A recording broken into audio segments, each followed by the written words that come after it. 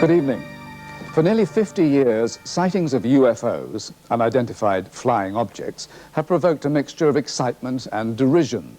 But amidst the ballyhoo, there is a small group of people whose testimony deserves to be taken seriously. They are the professional pilots, who are best placed, literally, to report and evaluate a UFO sighting. Tonight, serving pilots speak for the first time about UFOs they have seen and the pressures that prevented them from speaking out. There's no doubt they've all seen something. But what did they see? 450 knots. For almost 50 years now, military and civil pilots have been reporting strange objects in the sky.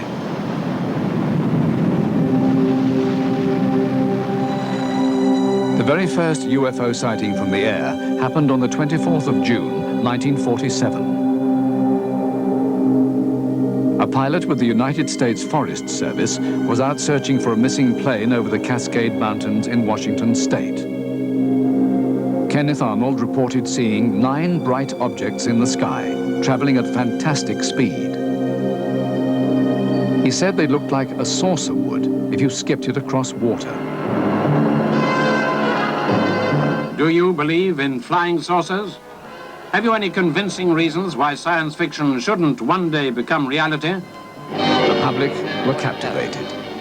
We have received and analyzed between 1,000 and 2,000 reports that have come to us from all kinds of sources. In Washington, ghost-like objects dart across the radar screen at the CAA Traffic Control Center. In the Cold War atmosphere of the times, the authorities were forced to respond to the growing public panic. Several hours chasing the objects.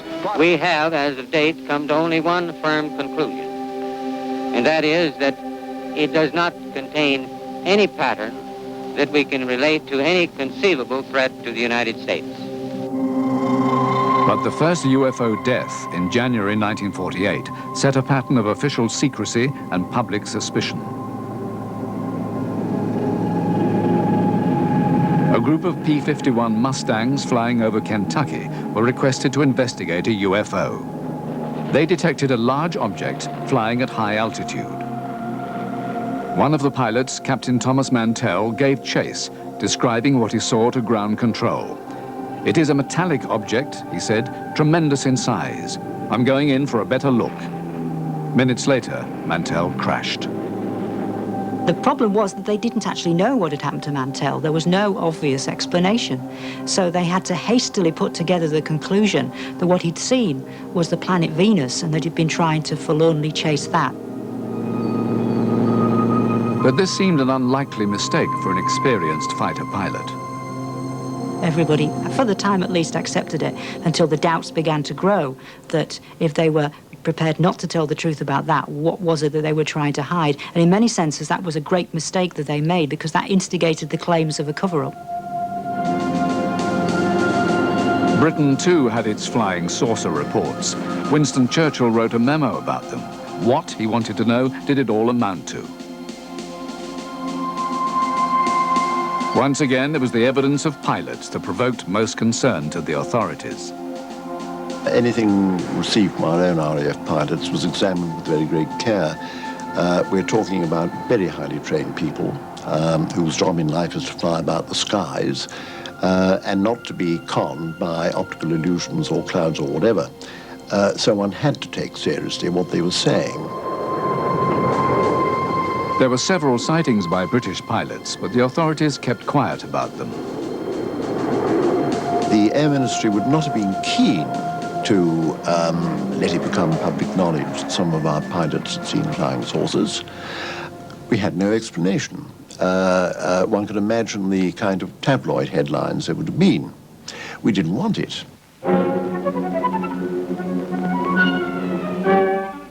On the day of the eclipse of the sun, some of the crew and passengers of a BOAC Stratocruiser. But while military sightings remained secret, reports from civil pilots escaped censorship. That's what it looked like, very roughly. I think there's no question that it was no illusion and that it was being intelligently handled.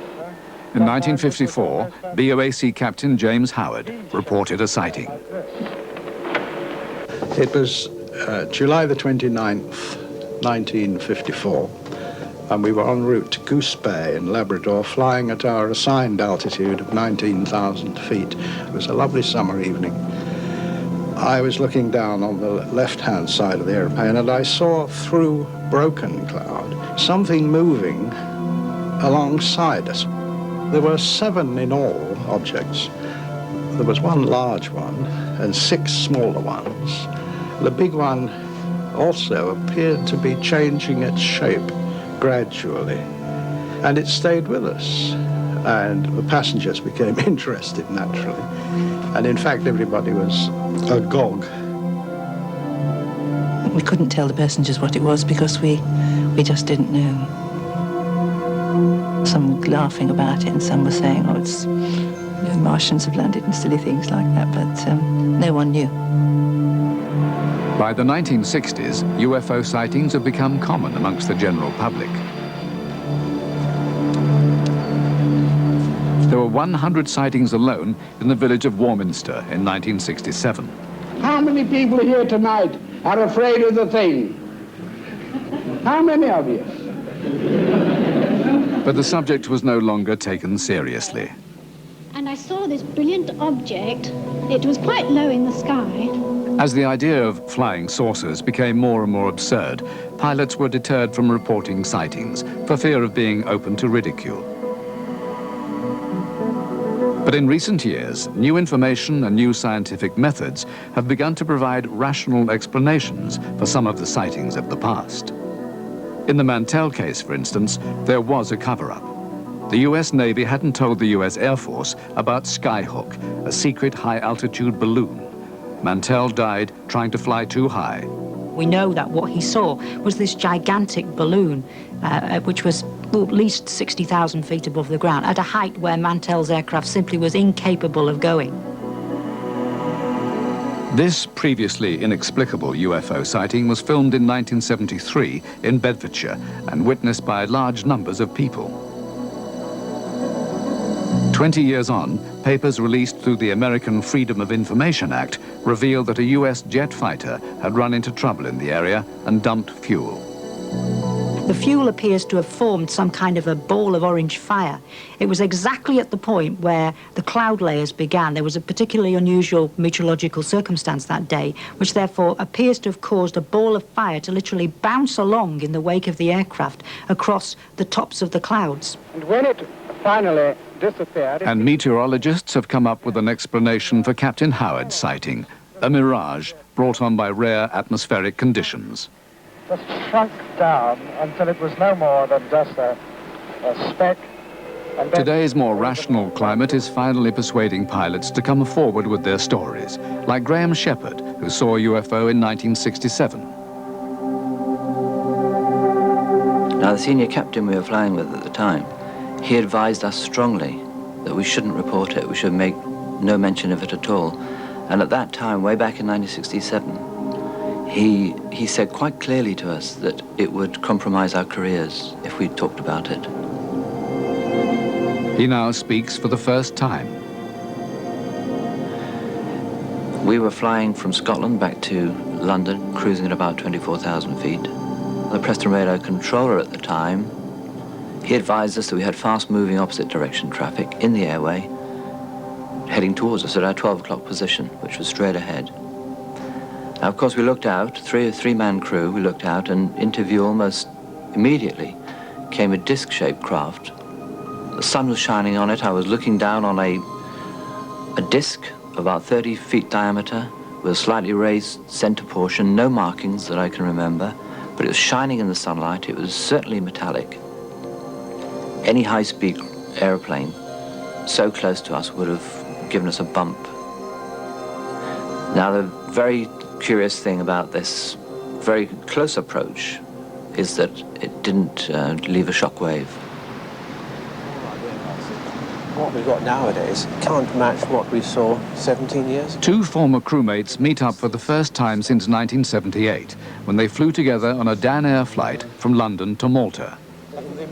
They believe they had a close encounter and are telling their story for the first time on television. It was a beautiful day. It was 8/8 blue, absolutely gin clear, and As we looked out to the right and about at a 60-degree angle through the aircraft's cockpit roof, we saw this large spherical object, very bright circular object. Now, I noticed next to it a couple of smaller ones. I pointed this out to the captain sitting next to me, and we both looked at it for a few seconds.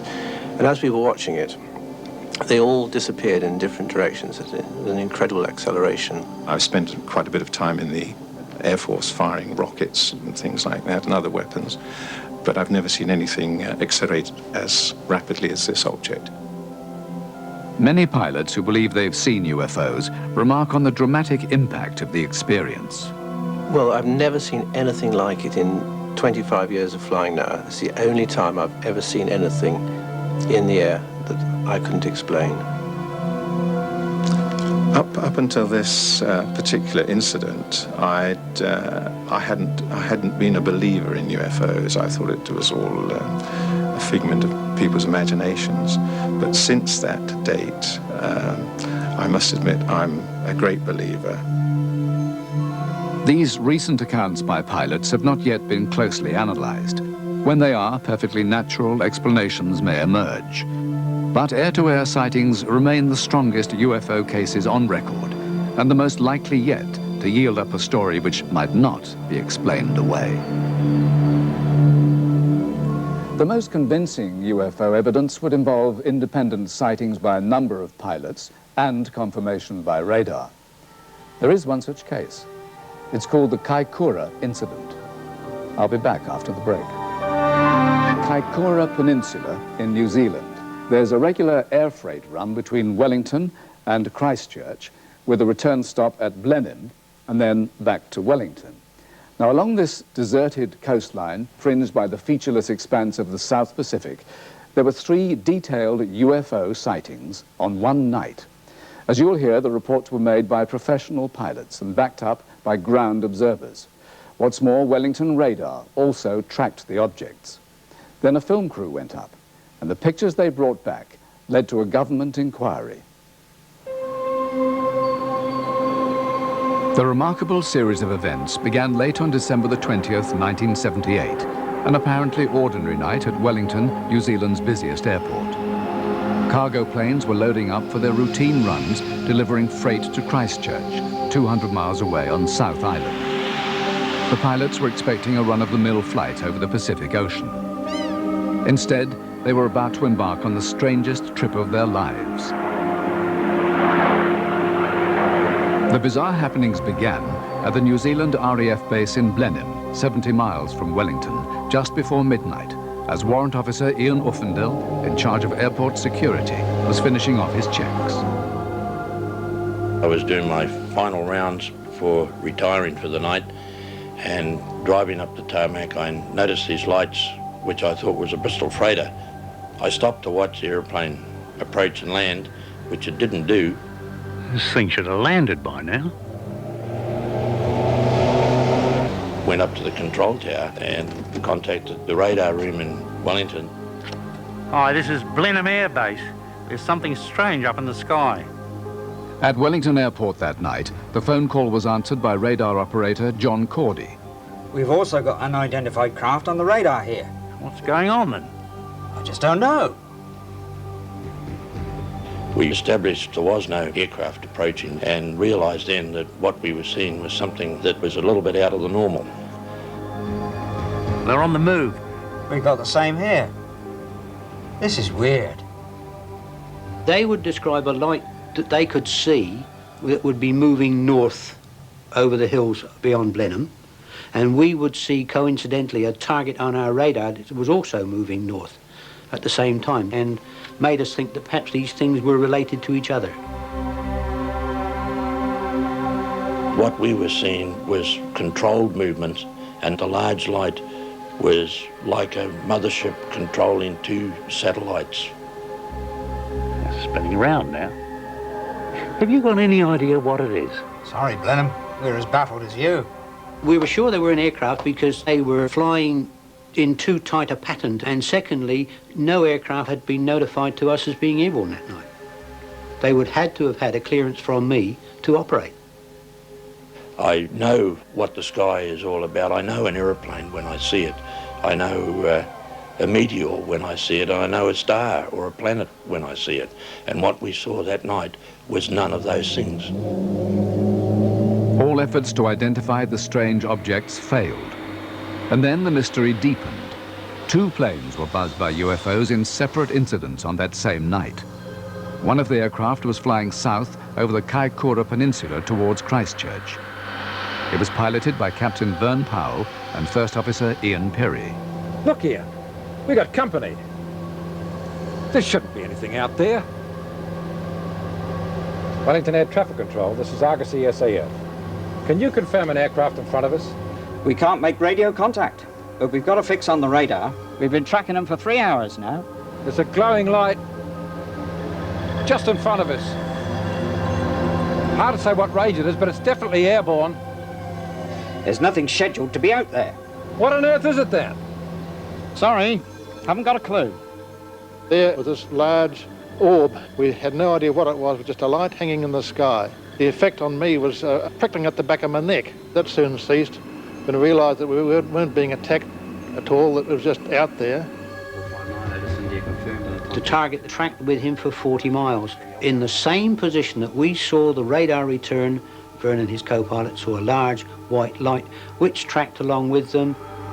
It was now 4 a.m. After trailing the plane, the object disappeared from view. The next shock came as the crew prepared to land at Christchurch. All systems ready for landing. Flaps 20 degrees. Switched in radar. What the hell was that?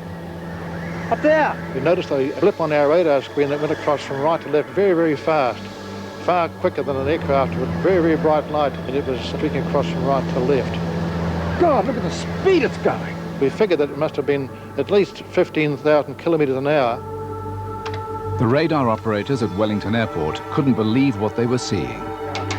We tried everything we could think of, playing with our radar controls to get rid of the target, to see if we could rationalise it, to sort it out. We couldn't.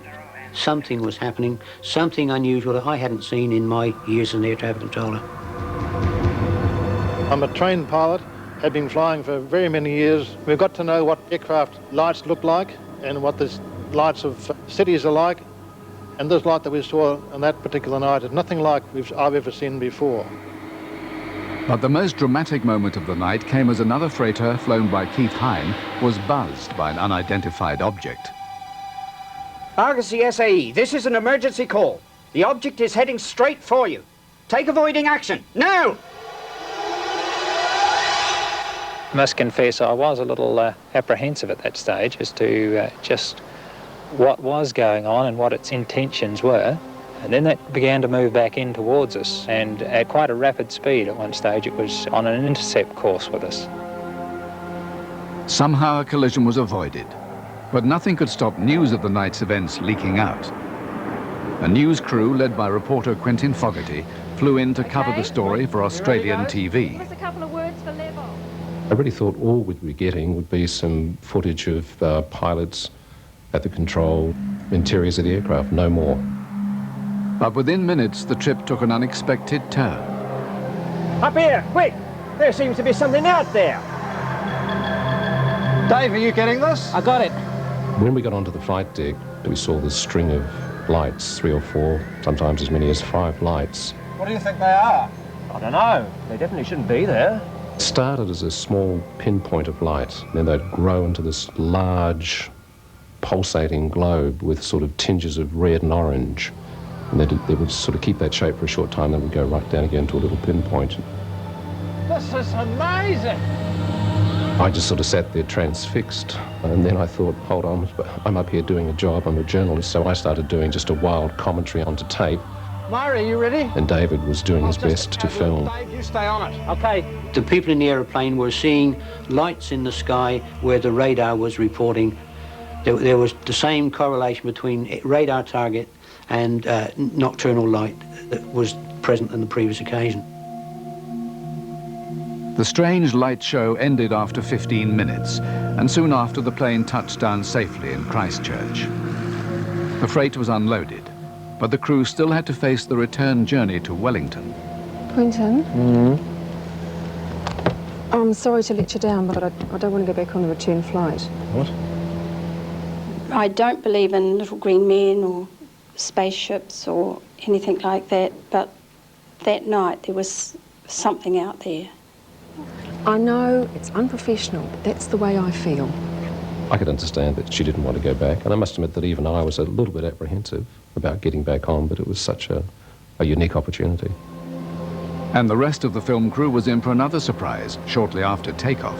I thought that whatever we'd seen wouldn't possibly be hanging around anymore, but we'd just taken off, and we were summoned to get up onto the flight deck. Quentin! What was out there is back. There out to the starboard side was this great white bright light. That was the object that features mostly on the film, and that was the one that was analysed. We were told later it was about the size of a house. I had a very good view of it. Just a very bright light, and it seemed to change shape. Every so many seconds on the film there was a red ring went round this object, went choo. As the plane was coming north, once again, when it was in range of Wellington radar, there was correlation, good correlation between what the radar was seeing and telling the airplane was near them and what the airplane was seeing out the windows. What's going on? We're turning to face the thing. We want to find out a little bit more about it. Look, it's moving with us. It moved off to the starboard side again, so it appeared at that stage that it was under some form of control. Back down to Earth, the film report sent shock waves around the world and sparked a debate that continues to this day. Skeptics claim the images came from everyday objects on the ground, in the sky, or out at sea. It may well be that there are some unidentified lights on this film. I suspect that's probably the case. But equally, I suspect that the majority of the images on this film probably do have a conventional explanation of one kind or another. An investigation by the New Zealand authorities suggested the objects could have been fishing lights from squid boats, planets, or even moonlight reflecting off fields of cabbages. But all the witnesses are adamant none of these explanations add up. It certainly wasn't a squid boat. I never seen one on 13,000 feet up in the air anyway. Venus hadn't risen, so I don't know what it was. The aircrew could have seen the light reflected from cabbages, but I've never known cabbages reflect on a radar screen before. And certainly, I'd like to know who was growing cabbages 20 miles out to the southeast of Wellington, well over the sea. I know what Venus looks like, I know what planets look like and stars look like, and it was definitely none of those things. So what did all those witnesses see back in 1978? I wish I did know what I saw, but I've got no idea. I can only tell you I saw targets on my radar that I can't explain. I believe that the only logical explanation is that it didn't come from the planet Earth. They were unidentified flying objects. Things from outer space? I don't know. Does anyone? Look outside on a starry night, and if you say we're the only ones alive in this universe, I'll call you the biggest egotist ever.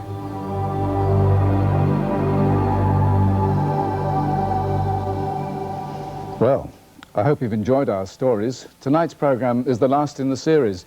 Strange, but sadly true. See you again soon. Good night.